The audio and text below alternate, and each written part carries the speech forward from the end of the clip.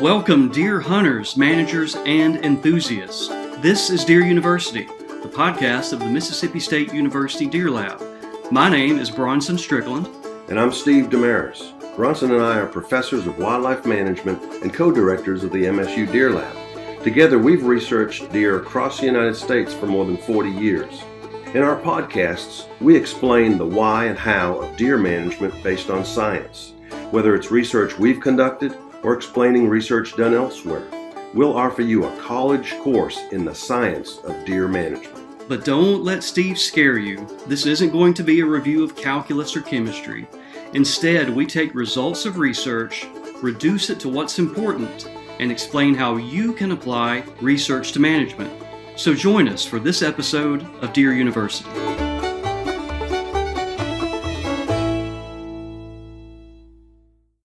Welcome back to Deer University. Today is our 10th episode, gentlemen. So we have been downloaded all throughout North America and even a few foreign countries. So that's pretty cool, isn't it? Yes, sir. This is our 10th episode, and what we mentioned last time is that we were going to periodically do some question and answer. So today we're going to address some questions that came in on our website and a few social media questions that we saw in common. But to make you both feel good, I want to read a comment from Brad Parker. He says, I want to thank everyone at the Deer Lab for your hard work. I've been enjoying not only your Facebook post, but also your podcast. The information you are putting out has been enlightening, to say the least. I look forward to hearing your next podcast. So, Steve, you're finally doing something right. Thank you, Brad. It's about time. We sure appreciate it. It makes me feel good. Well, Marcus, since you just spoke up, I'll ask you a question. Right. Probably one of the most popular comments we got was about your mineral stumps episode, where you explained how it worked and management-wise what to do. We got a lot of good feedback on that technique, but also a few more questions. Yep. So I'm going to read a few of them. We had one from Phil Holcomb, one from Philip McCain, as well as Sean Stoddard. And in general, I'm summarizing a little bit here, but does it matter as much what species you have? Do you need to concentrate on a particular species? And would you ever consider planting any of these tree species? Yeah. Well, I'm very happy. There seems to be a big interest in the mineral stumps, and again, that's really rewarding for us here at the Deer Lab. And to address your last question first, I guess I'll go out of order. In most cases, you're going to have woody encroachment, whether it be in an old field or in a forest. You normally will have mid-story hardwood trees. So there's rarely a circumstance that I would consider planting.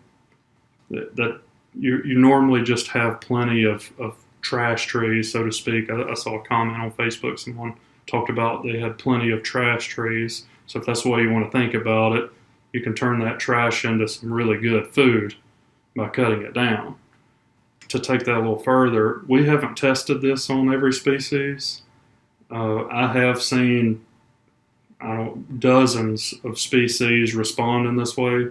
Basically, if it's a species that you can cut down and it will resprout, the deer like it more than they did before you did that. There is a gradient.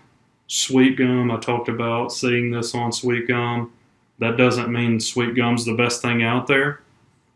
That may not be the species you want to target, but it still, they do like sweet gum stump sprouts more than they do just sweet gum seedlings. So probably the best species that I have seen to date is black gum. They like black gum anyway. So that's really the way I would think about it. If they like it as a seedling and you create a mineral stump out of it, it goes off the charts in selectivity. They're going to like it even more. Absolutely. And, like black gum, this has been happening a long time to black gum. Fire top kills it. It gets blown over by wind, a hurricane, you name it. Trees have adapted to deal with this response, and black gum is one of those species that knows it's going to have to deal with heavy herbivory So it takes a really aggressive strategy to deal with that. And because of that, it produces a ton of foliage, and deer just keep coming back for it more and more. So that's one that I think that's the one that sticks out to me that you should target.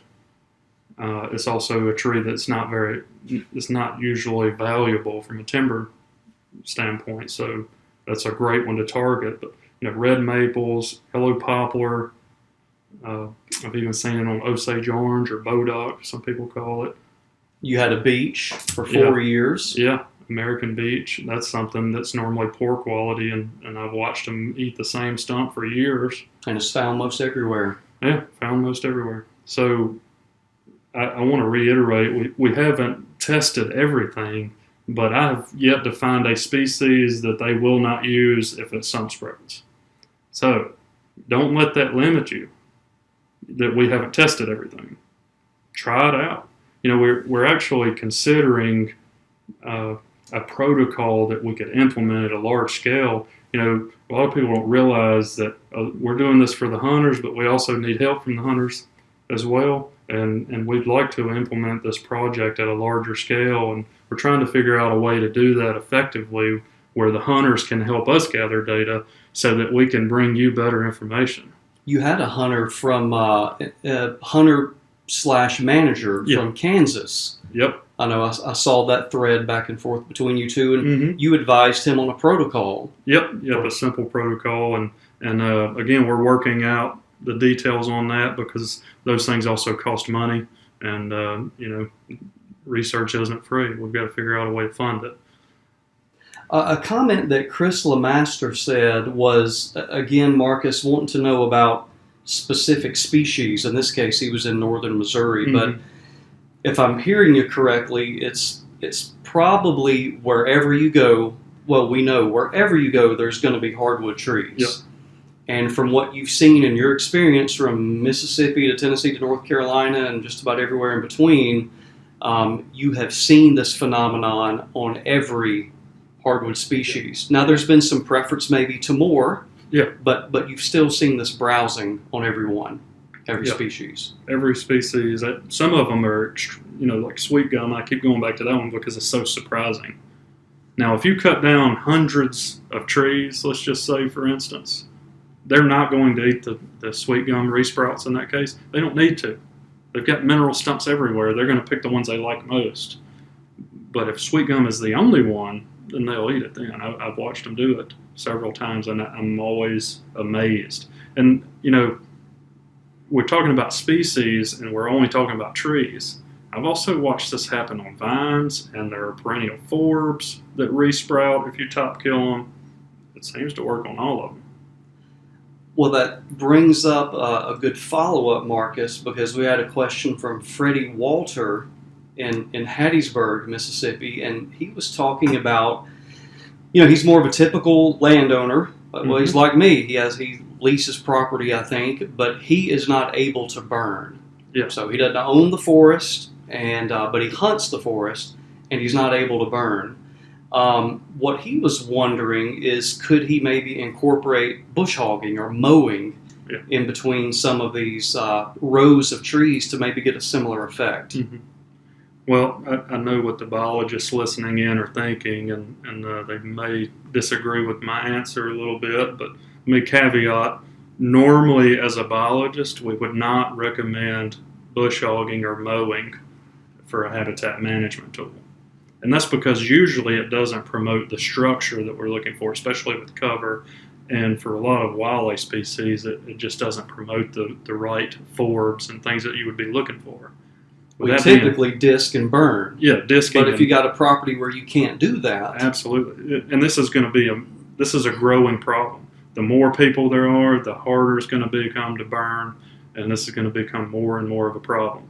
So a lot of that knee-jerk, it's been beaten into my head for years and years that you don't mow for wildlife management. But that was before we had this information about mineral stumps. And if you mow a couple of rows in your pines, maybe you want to stand there, or you just want to have some high-quality nutrition, cutting those tree saplings off or whatever else you cut off, and having them mineral stump, it's just as good as cutting them down with a chainsaw. So even if you have, maybe you have heavy duty equipment and you can really get some good sized saplings, or even if it's just a regular old bush hog and you're mowing through, you still could get some benefit. Now, I'm not talking about, a couple of yards long. I'm talking about a couple hundred yards probably where you're really getting a benefit from it. But I could see a real advantage to, not over fire, but if you don't have fire in your arsenal, using mowing to do this could be pretty important for your deer. And can't you see that as a good stopping point? A deer moving through a forest? Absolutely, especially during bow season. During bow season? Yeah. They're walking through that forest and they get out into that mowed strip and they're going to sit there for a few minutes. And unbeknownst to them, Yeah. the predator awaits. Yeah. All right, well, thanks, Marcus. Steve, our second most common theme in the comments we received was about supplemental feeding. And we, the MSU Deer Lab, has never promoted supplemental feeding as the primary source of nutrition or as the way to improve diet quality. We say habitat number one. We prefer food plots number two, but we certainly recognize there's a place for supplemental feed. If you don't mind, why don't you just kind of give us your philosophy on when you would recommend? Do you recommend doing it 12 months out of the year, only during the nutritionally limited or stressful periods of the year, and the density at which you put it out? What's your philosophy on that? Well, that's a great series of questions, Bronson, and I thank the listeners that are sending these in, and certainly we want to address it as completely as possible. There's so many it depends and contextual things that we need to clarify. First off, even applying to the mineral stump question, is nutrition limiting the population? And in most cases, it is. So anything you do to improve the nutrition, the intake of nutrition by the deer, you're going to benefit. You're going to be able to grow larger deer, grow larger antlered deer, increase reproductive rates perhaps, if you apply enough additional nutrition to remove it as a limiting factor. So improved nutrition is a great thing. The benefit of doing it with habitat is you are adding structure as well as nutrition. So physical fire and disking is adding that structural component. So that's why we like to promote habitat management over feeding per se, pouring the protein content out of the bag. But again, if you're a landowner, or if you're not a landowner and you can't manage the habitat and you have a limited amount of space and time, supplemental feeding is certainly an option. Now, I'm going to start rambling. I'll warn you right now, Bronson. Thump me over the head or flick something at me. I'll edit the audio file. Okay. I'll just cut out the ramble. Okay. Remove the ramble as needed. Supplemental feeding can, if done correctly, improve the nutritional intake. Now, commonly, hunters want to know, when should I feed?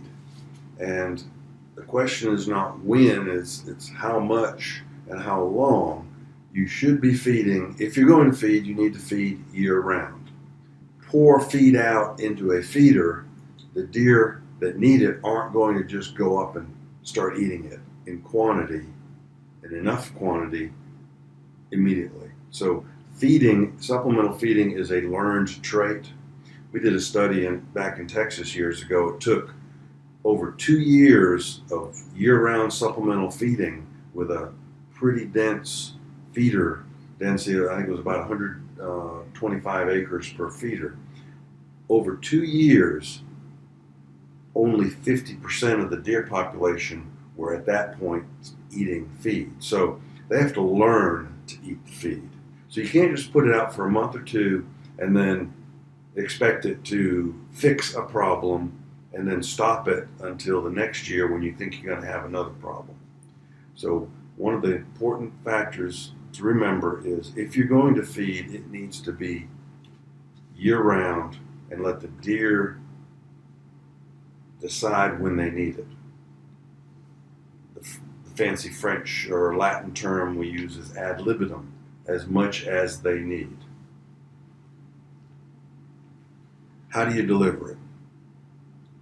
A feeder that is protecting the feed from the wind, from the rain in particular, is critical, and you don't want it on the ground directly. That minimizes the disease potential, parasites in particular, by having feed on the ground. Negative side of supplemental feeding: anytime you concentrate animals artificially, you're going to increase the disease potential.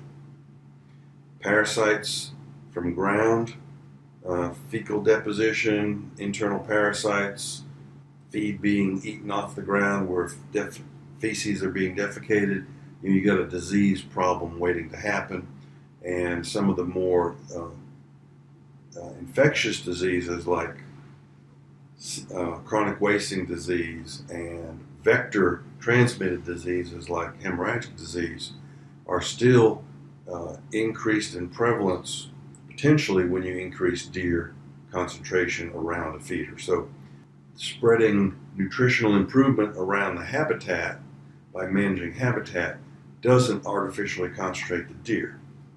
Feeding will artificially concentrate deer, and I'm rambling way too much. Well, let me cut your ramble. A moment ago you said vector transmitted diseases. Yes. Explain what you meant by a vector. All right. A vector is a biting insect, typically a mosquito, a midge, or a tick that bites an animal and then transmits the disease that that animal might have to another animal that doesn't have the disease. Now, there's different types of, there's physical vectors, there's a lot of terminology we could get into, but I don't want to do that. A vector just transmits a disease. It's the source of the disease. It's a transmitting of a disease. The source would be the animal that it got it from, and then the vector physically transmits it to another. So there has to be a middleman between two individuals. So Yes. one deer isn't directly giving it to another deer. There's something in the middle. Yes, some vectors actually have physical development of the disease within them. Some are purely a mechanical transfer of the disease. That gets into the different terminology. But the point being, insects typically transferring a disease. I've got a couple questions for you guys to comment on. One is from Kurt Myers. He asked about, and I think we talked about this a great deal in our environment versus genetics, our nutrition versus genetics and epigenetics, but if he starts feeding, will I be able to notice a difference in deer antler size? And so I'll start with yes, but it may take a long time to see. So was there a nutritional deficiency to begin with? Mm-hmm. Is the amount of feed provided going to substantially improve diet quality?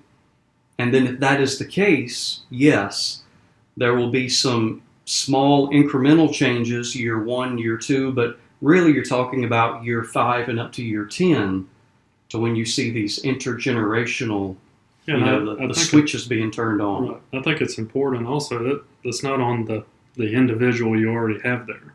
It's on his offspring. Right. That's why it takes so long. I'm talking about a yearling buck eating through its life and being a great 7 or 8 year old because of that. I mean, it probably would improve, but the real big jump comes from the epigenetic through offspring. Long-term supplemental feeding can benefit if there is a nutritional limitation, and there usually is, but the amount of impact may be a bit of a disappointment. It's proportional to how much you feed. It's proportional to the nutrition.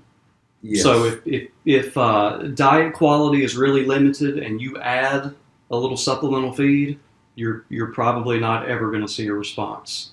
And so, regarding Kurt's question, another part, Steve and Marcus, is that, and we hear this a lot in our Delta region, our ag region, probably in the Midwest as well, is that if you're in a landscape dominated by agriculture, do you need to supplementally feed year round? And so what a lot of people will do is they won't supplementally feed until it's wintertime, until deer season is over, and they're just carrying deer over until spring green up. So do you agree with that philosophy? If you were in an ag landscape, and let's say an ag landscape dominated by alfalfa, soybeans, things like that, would you need to supplementally feed during the summer? Probably not. But if you're not, and then you slap a feeder out there and put some feed in it, the deer aren't going to know what that feeder and feed are for potentially weeks or months. And if deer are not trained to go to the feeder, or if they don't learn behaviorally that there's feed there, and the way that happens is through young deer being taken to a feeder by an older deer, usually the mother, and they learn through experience that the feeder is present and there's good stuff in it. And so just sticking out a feeder at the end of the ag production season isn't, in my mind, an effective way to supplementally feed. The problem with all that is, the problem with what I'm saying here is the cost. It's very expensive to supplementally feed. So, I don't want to sit around here and just talk about the cons of supplemental feeding. It can be a beneficial experience if you do enough of it, and if the deer need it, and the deer get it for long enough time. But you have to be willing to pay And the price, and that's a big it problem. seems like to me it's not just a short-term cost. Even to get to where you start realizing the benefit that you get, if it's in the context that you get it, that's a big financial investment to get that far down the road to even realize the benefits. That's right. Talk about return on investment. Talk to your financial planner about return on investment. Well, what about what do you look for in a supplemental feed? So another question we got here was, look at all the different types of feed that's sold, all the marketing that's done with it. So Steve, what would you look for on the tag of a bag? What are you looking for a good feed? The primary consideration is protein content. And what you're doing is trying to supplement the native vegetation. And so if the native vegetation is, averaging 10 or 12% protein on the browse component, and you're trying to supplement that to support late-term gestation or lactation demand or late-term antler growth, and you want 16 or 18%, you need to be well above the native vegetation. They're not going to eat just supplemental feed. Even in our pens, in our research facility, we have 10 deer within an acre or two fenced research pen. They don't eat just pelleted feed. We have to provide them with an environment that they can forage in, because it's in their head. That's what deer do. They forage. Yeah. They're designed to get their nutrients out From of plants. vegetation. Yes. One thing I wanted to reiterate there, you talked about the 10 to 12% crude protein in browse in general, and that's accurate unless you're burning or disking or top killing plants. And the mineral stumps, for instance, the red maples, we had 20 out of 100 or something like that were over 20% protein. Mm-hmm. Mm-hmm. So we've taken that 10 to 12% and doubled it or more in some of those trees, and the same thing happens after fire. Yeah. it doesn't cost that much to burn a pretty large scale. So just a thought to keep in mind since we've been talking about both of those topics. Yeah. One more question. This one's from Jason Hooper regarding supplemental feed. And guys, we get this one all the time. If you're going to engage in this type of program, do you feed corn or do you feed protein pellets? Good question. Corn provides energy.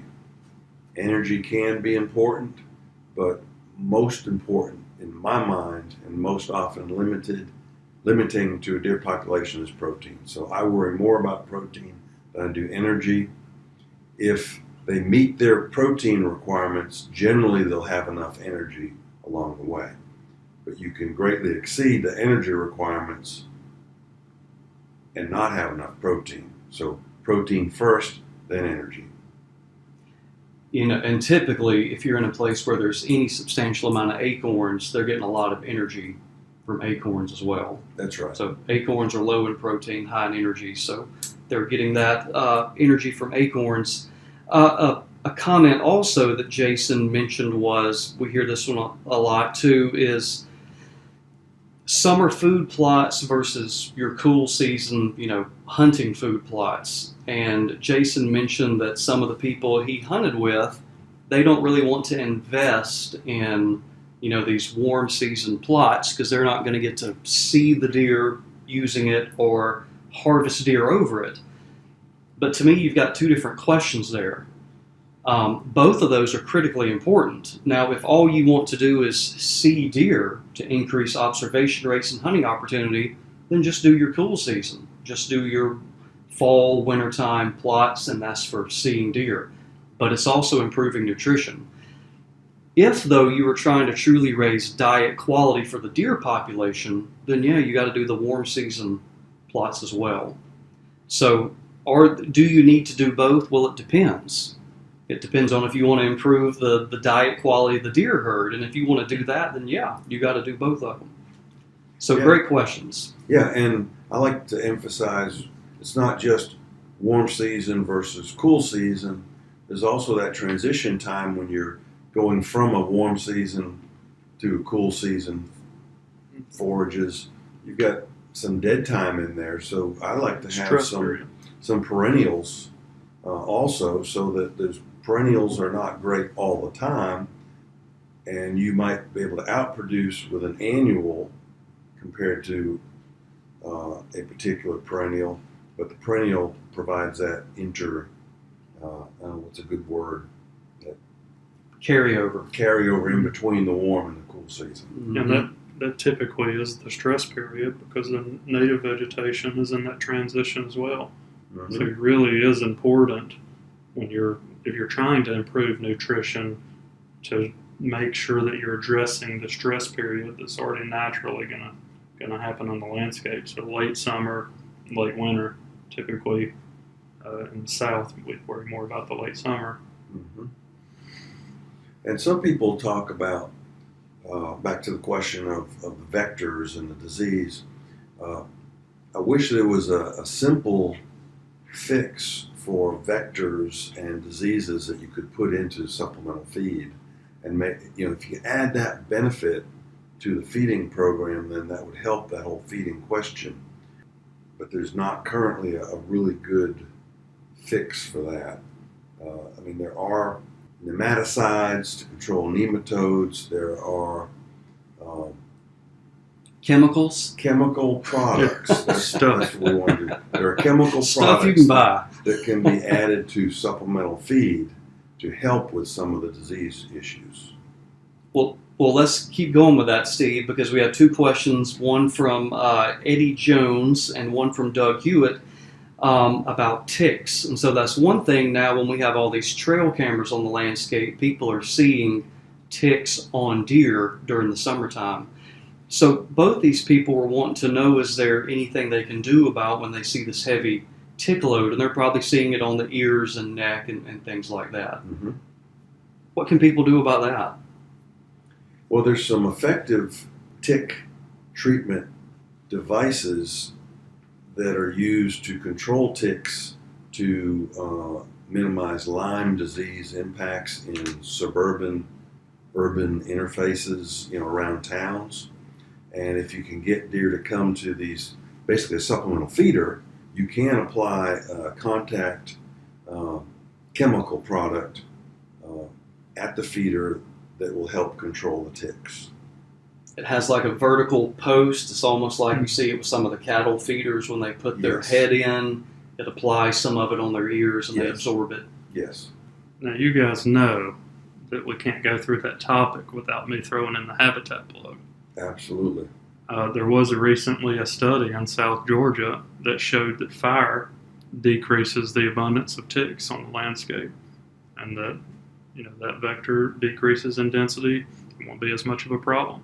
So you're Absolutely. getting another thing out of fire. Yet another Huge benefit of fire. So couldn't let you go on through that topic without throwing that in there. Right with you, brother. So, Steve, just to give these people some advice, short of installing one of these contraptions, and I know what you're referring to, there's a name for it, the 4-post such and such Yes. system, I'm drawing a blank on it, but there's a technique and a chemical and a design that goes with that. Short of that, are deer going to make it through? Deer been dealing with ticks for a long time. They have been, and we typically don't see a heavy tick load during the wintertime because the ticks have dropped off and they're doing what we call estivation or diapause. Overwinter diapause is the proper term. It's kind of like a hibernation. Basically hibernating, yeah. So you don't typically see them when you're hunting, but yeah, they're ticks and even the biting flies like horse flies, midges, mosquitoes are drawing a whole lot of blood out of the animals. And yet these animals have been successful over eons, so it's not like there's a critical issue, but there have been studies way back in a way back study of significant fawn mortality out in Oklahoma from tick burdens, summer tick loads, That's killing interesting. high percentage of fawns. It must have been way back. Way back, way back, and tying in to the prescribed fire Mhm. can fix that kind of a problem as well. Sure. And just a little fun fact, I'm not sure if you guys even know yet, but we just had a paper accepted showing that for you bird enthusiasts out there, that eastern phoebes will actually ride around on deer and eat ticks off of them. We had video evidence from some of the camera studies right here in Mississippi.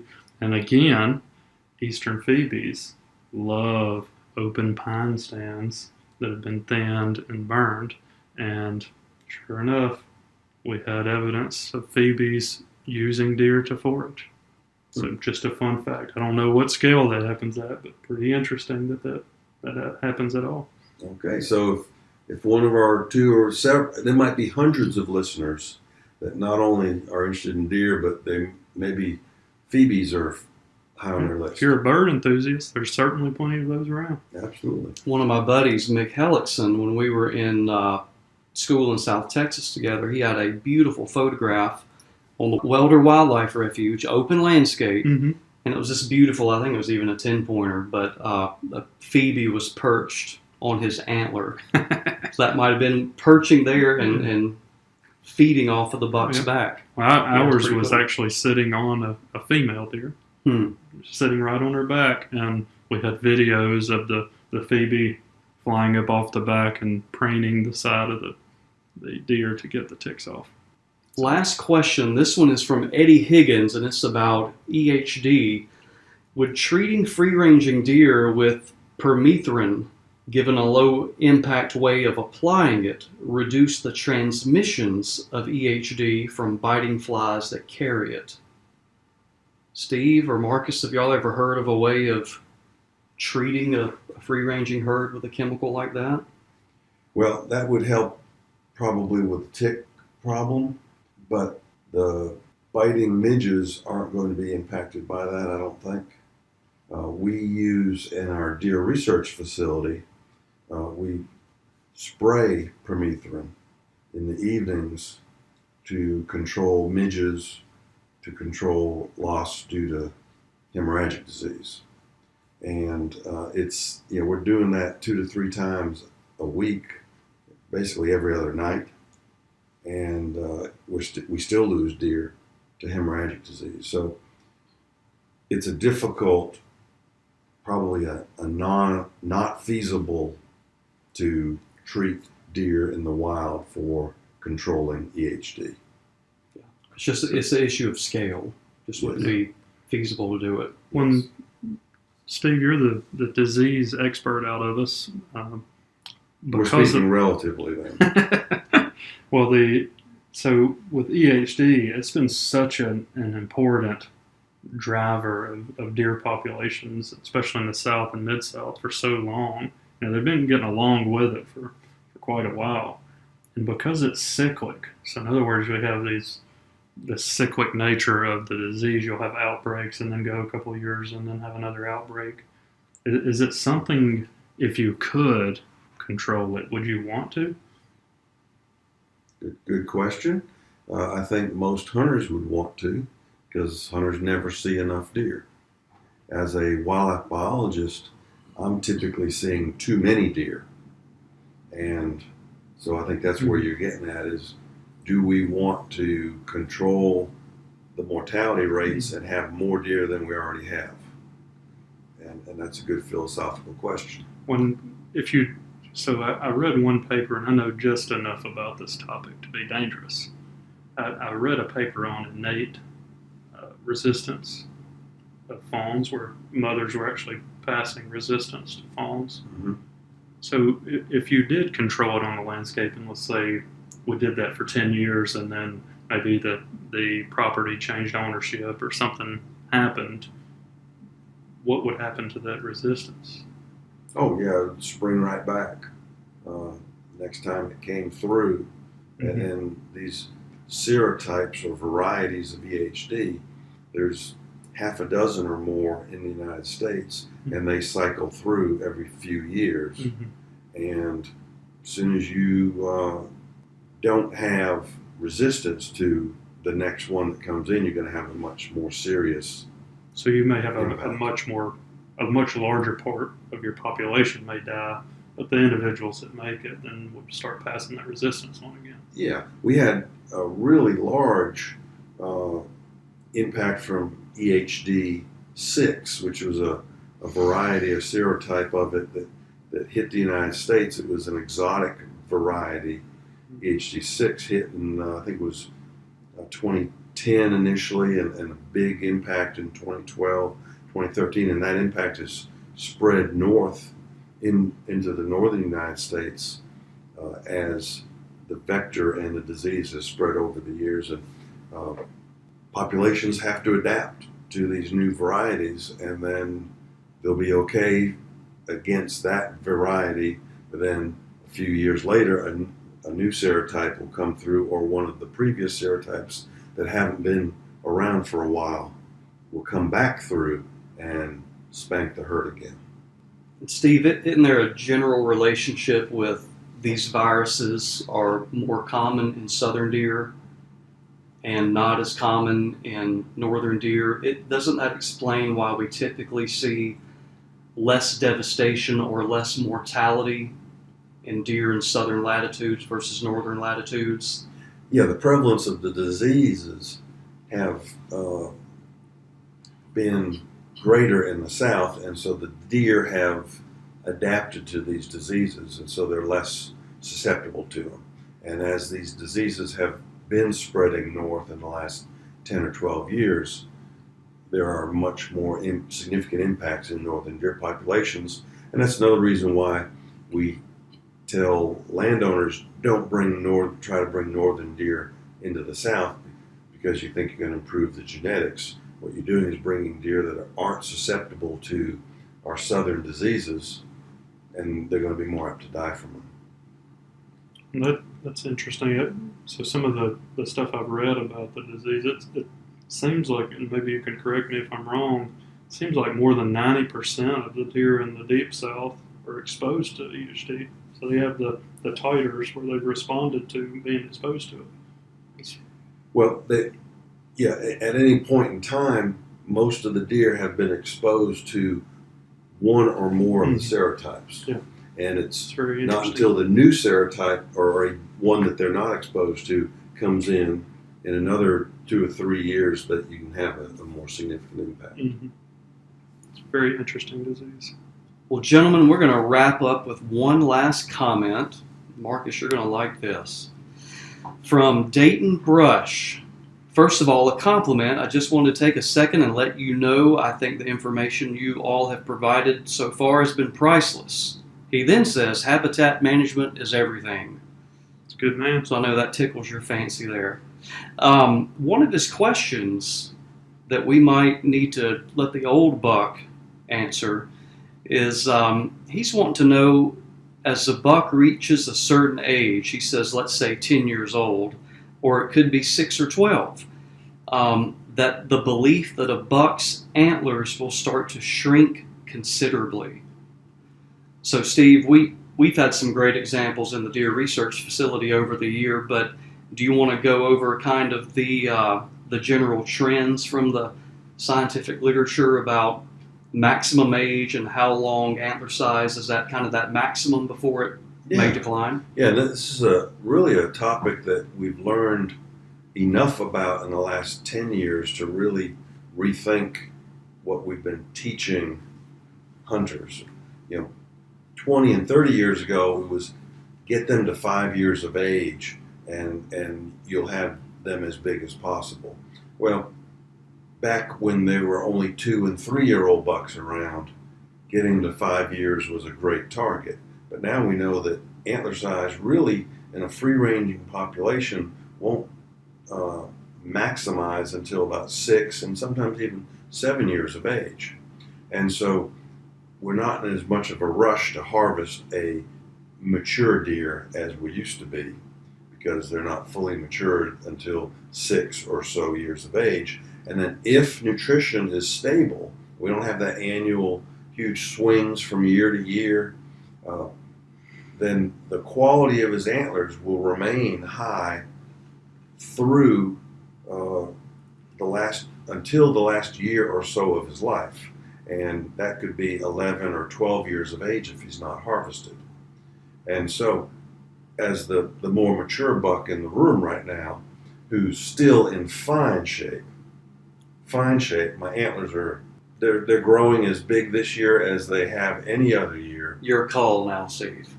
You're a cull. I'm a cull. Yeah. Mm. You're over the hill. I am not over the hill, and I will prove it this fall. I will have as polished, shiny a set of antlers as anyone in this room. Good thing this is audio only, huh? Yes. Good thing there's no video to go along with it. As you've pointed out, I have a great face for radio. Yeah. And a voice for newsprint. Yes, and my antlers would go along with it. I will remind everyone that there are videos of you on our Facebook page. Oh, that's right. That's right. But Better put up or shut up. To get to the facts again, if nutrition is good, antler size will not decline until that animal is literally running out of teeth to eat his nutrition, to eat his diet. So we saw firsthand with one of our really high-quality bucks, one of our superstars. He grossed well over 200 inches of antler from 5 to 10. And he may have done it for another 2 or 3 years. It's just unfortunate that he died for other reasons. But at 10 years of age, he was still over 200 inches of Boone and Crockett. Yeah. He was a good quality buck, and he remained with a stable diet, didn't go down. And we don't like to talk about individual animals because we don't manage individual animals, but on average, whatever a buck can grow and maximize out at, they will stay stable. There's no rush to judgment. If you think a buck might be not quite mature yet, his antlers aren't going to go down the next year. Give him another chance. Unless, of course, he might die of EHD. You always roll the dice to some degree. It's a roll of the dice. Does he have that wow factor, as our friend Randy likes to say? Hey, he doesn't like to worry about specific antler criteria and antler size. If he has that wow factor, when you see him, you know him, and it's time to harvest him. That's right. along those same lines, just really quick, I always hear about that old barren doe. Is that an old wives' tale, or? Absolutely. That's one of my favorite wives' tales to dissipate. Myth busting here. Yes. Does is until they run out of teeth to eat their food, they can continue producing babies, just like the bucks can continue producing antlers as long as they have stable diet quality. Well, guys, we just wrapped up our 10th episode. Feels good. So far, so good. I've enjoyed it. Yeah, and so let's see, what's the 10th anniversary? Are you giving us presents? Why don't you take us out for ice cream, Mr. Ice Cream Man? Well, that's a diet quality issue, and we'll talk about that after the mic A gets lot of turned off. energy. Okay, everyone, thanks for tuning in. We have enjoyed it and hope you tune in next week. We're glad you joined us today and hope you learned something valuable about deer management. If you have questions about this podcast or a question about a topic we haven't discussed, please log on to msudeerlab.com, click on the Deer University tab, and send us your questions. We'll get to them as soon as possible. In closing, we want to thank our employers, the Mississippi State University Extension Service and the Forest and Wildlife Research Center. We also want to thank the St. John and Dudley Hutchinson families for their endowments that support deer research and education.